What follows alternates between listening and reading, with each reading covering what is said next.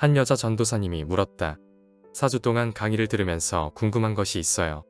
왜 신학교에서는 이 중요한 세계 선교 과목을 가르치지 않나요? 선교사님들은 세계 선교라는 공부를 안 했나요? 그럴 만한 이유가 있으니까 그러겠지라고 대답을 해줄까 말까 고민했다. 신학교는 모르겠지만 내 경우를 말할 수밖에 없었다. 첫째, 한국교회 성경 공부 시스템 문제이다. 새 신자가 예수를 믿는 즉시 하나님의 자녀라는 정체성과 하나님의 복음을 전하는 선교사라는 정체성을 갖도록 해야 한다. 성경 공부 마지막 과정은 꼭 군사, 사역, 전도, 선교이다. 이러니 선교는 늘 마지막 과정이다. 성경 공부 이수자나 신학교 졸업자만 선교한다는 빈 신학을 가르치고 있다. 그 산물이 나이거나 한국 선교사들이다. 선교사가 세운 교회가 선교는 늘 없다. 늘 제자 훈련은 교회 안에서만 움직이는 성도를 만든다. 제자 훈련은 선교하라고 예수님께서 말씀하신 것인데 말이다. 나는 교회 개척 이후 10년 동안 제자 훈련을 하면서 한국 성경 공부 시스템에 따라 선교를 맨 마지막에 가르치려 했었다. 5단계 마치고 헌금이 모아지면. 둘째, 선교를 가르쳤다가 큰 일이 나면 나는 어떻게 할까 두려워서 그랬다. 지난 10년 이상 제자를 키워 놓았는데 교회를 감당하지 않고 선교사로 나간다고 하면 이 교회는 누가 돌볼지 걱정이 되어서 선교를 가르치지 않았다. 벌려놓은 일들을 현지 사역자와 함께 진행해야 하는데 그가 떠나면 나 혼자 이 일을 다 해결. 이런 생각이 있으니 선교사가 세운 교회에서 선교와 선교사가 나올 가능성이 없다. 셋째, 현지인들을 과소평가하는 선교사의 교만함이 현지인들이 세계 선교에 참여하는 것을 방해하고 있는 것이다.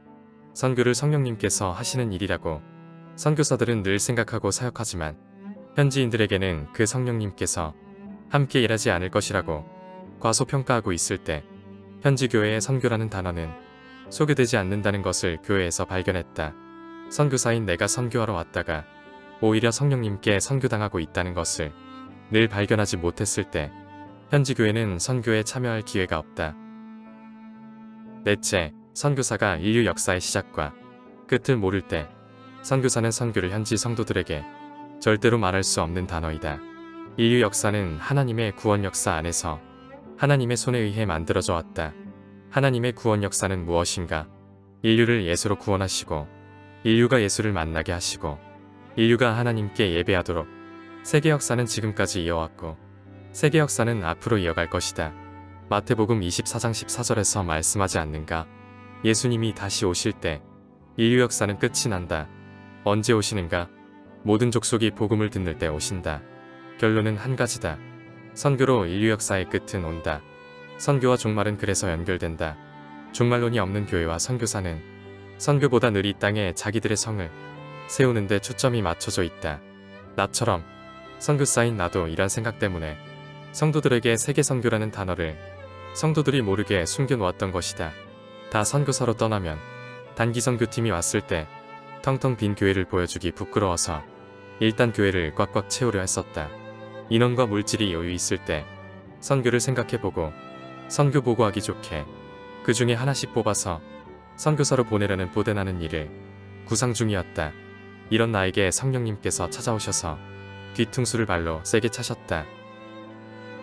이제 나도 정신 차리고 동료들과 함께 세계 선교를 부르짖고 교회에서도 세계 선교라는 말을 꺼내고 함께 기도하고 헌금하고 있다. 그 여전도사님과 다른 학생들에게 나의 경우를 자세히 설명해줬다. 이렇게 된 지 얼마 안 되었다고 고백했다. 이제 그들이 어떻게 반응할지 모르지만 이렇게 한 숟갈 더 넣어줬다.